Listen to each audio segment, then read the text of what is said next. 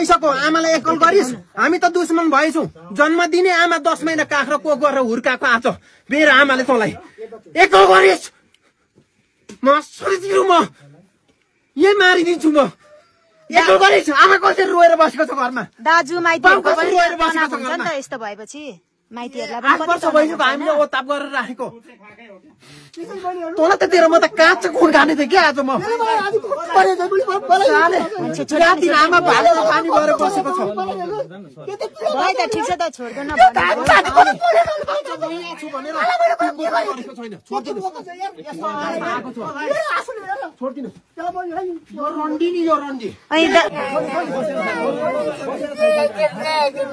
कानुनले दिन्छ कानुनले छोरा भनेको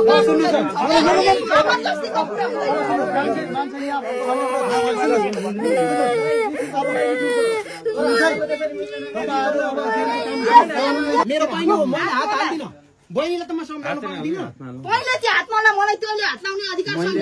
खोइ स्कुटी किन्ने पैसा लिएर हिँडेको पैसा खोइ 75,000 मैले मेरो सम्मदेखि निकालेको म आफै तिर्छु भन्दैछु त म उलाई तिराउँदिन अब आयो एक जहिले भए पनि म तिर्छु जहिले भएर एक वर्ष भित्र तिर्नुपर्ने म तिर्छु निवारणको तिर्छु भने त मैले तिर्छु जहाँ सिफारिस आए पनि जहाँ जे आए पनि म आउँछु के म तिर्छु के तिर्छु भने त मैले यो विश्वभरमा तिमी जस्तो पशु मान्छे त कोही पनि छैन थाहा छ मलाई पनि बयस दाजु तपाईले पनि यसले चाहिँ मलाई किन हाल्नुहुन्छ एकछिन म कुट्ने हैन म बहिनीलाई सम्झाउँदै छु म केही पनि गर्दिन आफ्नो कमेन्ट तपाई त पढ्नु बसेको कुरा गर्नु पहिले के गर्दै छ मलाई किन हात लाउँछ त म यसको बुढै हो तैले के मैले हात छल्दै छु के म हान्दिन म हान्दिन यो हात लाउँछ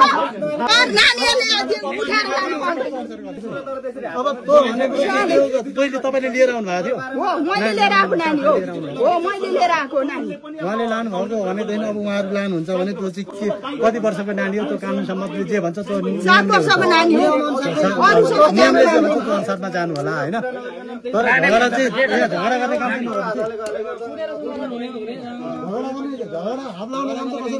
सल्लाह गर्नु के कुरामा चित्त बुझ्दैन त्यो कुरा क्लियर छ नि पुरो सारे बस्ने मोज मस्ती गर्ने यिनीहरु आफ्नो जन्मदिने बाबुलाई यत्रो ढुङ्गा उतारेर हो मार्न घरबार बिगारेर मोज मस्ती गरेर बस्ने यहाँ डन बनेर बस्ने त साथे छातीमा टेटो हान्यो भनेर साला खाते भिखारी यस्तो पनि हुन्छ कमसे कम त होटलमा बसेर मेरो छोराले के भनिस् अब छोड्दिनु उता छोड्नु अब भयो अब मेरो आमासँग कानुनी रूपमा समस्या समाधान हुँदैन कानुनी रूपमा जानुपर्छ अब कानुनले के भन्छ त्यतातिर जानुपर्छ नियम रूपमा जाने हो है नियम संगतमा जानुपर्छ है तपाईहरुले हामीले पाउने भने जस्तो हामीले पाउने जे छ पाउनु पर्छ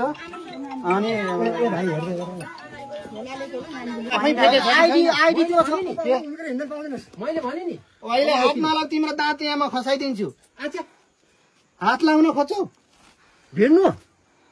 गल्ती गर्ने आफै अनि भिड्ने ह तिमीलाई त सिनो किरा उम्रिँदै मैले जब मलाई मेरो आँसुले यसलाई जिन्दगीभर भलो हुँदैन म 100% ठोक्का दिए यहाँ भन्दा तल स्थिति तिनका सुन्नु न दाजु दाजु अब घरबार दाजु सुन्नु न दाजु माया हिँड्ने माग्ने स्थिति आउँछ अब दाजु यहाँ सुन्नु न यहाँ सुन्नु न मलाई खाली दाइ तपाईँ विदेशमा हुँदै उडाको उहाँलाई चाहिँ यता आउनु त यता आउनु त पनि बोल्नु पाउनु पर्छ मेरो यो तिमीलाई कसले उद्धार गर्यो तिमीलाई कसले गरेको हो नगरेको मैले भनेको छैन तर मलाई त्यो मैले कोसँग त्यति बेला म विदेश मैले कसरी भेट्थेँ विदेश मान्छेसँग मैले कसरी भेट्थेँ र मलाई योसँग गयो यसरी गरेर यस्तो यस्तो भयो अनि त्यो होटेलमा बसेको केटा चाहिँ को होटेलमा बसेको केटा चाहिँ को होटेलमा बसेको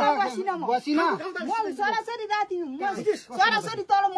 उयोमा बसेर आएर जंगलमा आएर बसेर जंगलमा बसेको राति राति जंगलमा बसेको अनि त्यो केटासँग फोटो चाहिँ को एडिट पनि भन्छु नि पहिला उ जाँदाखेरि म धादिङ जानु भनेर उसले पठाउँदाखेरि म बसेको त्यस्तो नराम्रो केही पनि थिएन फोटो मात्र फोटो फोटो खिचिन्छ सुतेको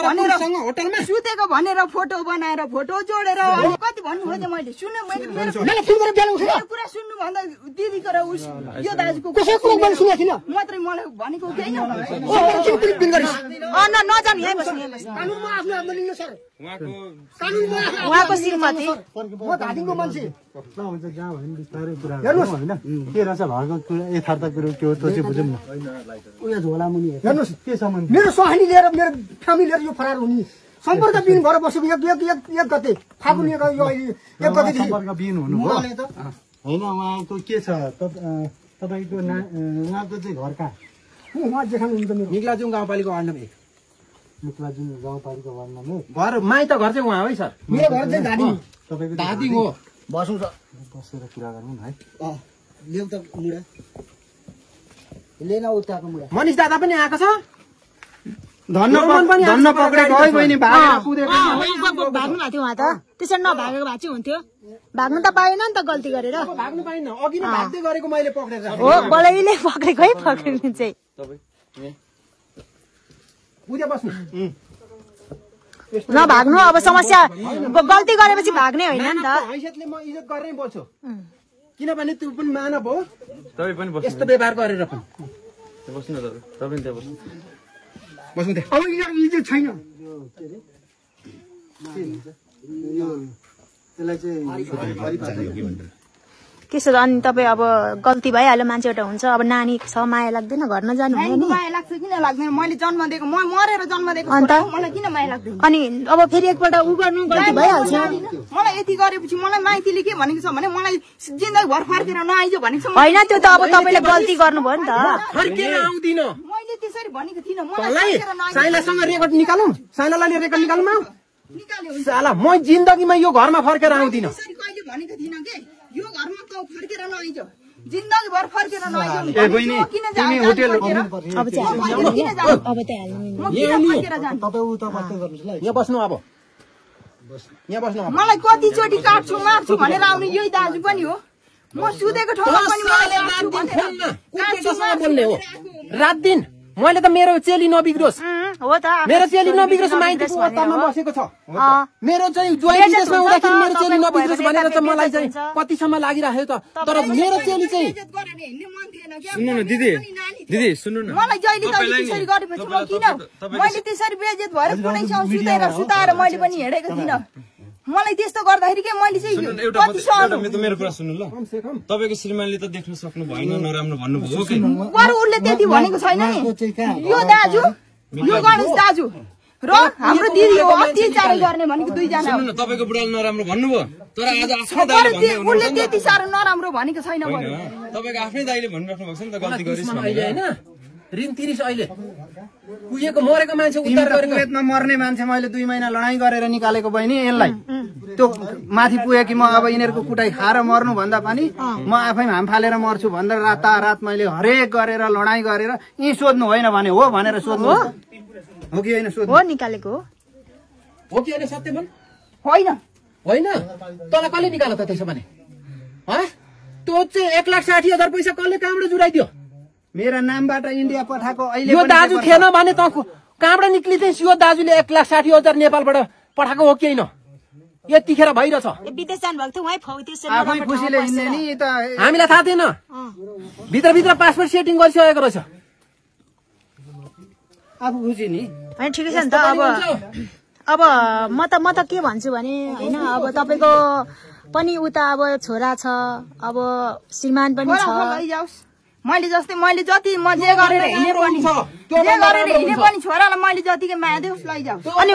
भोलिको दिनमा उहाँले यतिकै माया गर्छ भने छ त नगरे पनि म एक्लै पनि बाँचेर गरी खान सक्छु तर म यसरी यति भएपछि झन् मलाई कति टर्चर हुन्छ कति के हुन्छ भन्ने कुरा थाहा छ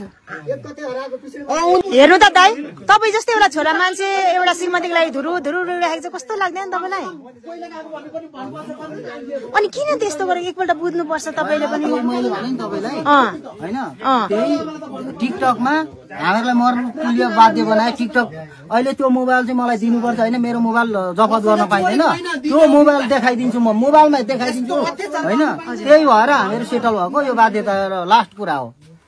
होइन हामीहरूलाई मर्नु नमाग्नु त्यहाँ टिकटकमा हेरौँ न कति थोक लेखेको ठिकै छ नि त तपाईँ पनि जाने नै थियो भने अनि डिभोर्स गरेर बुढासँग राम्रो तरिकाले जानु पर्थ्यो नि त दिदी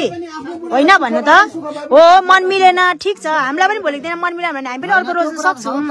सामाजिक सञ्जाल हो किन भन्नुहोस् त टिकटक हो अब त्यसमा त्यस्तो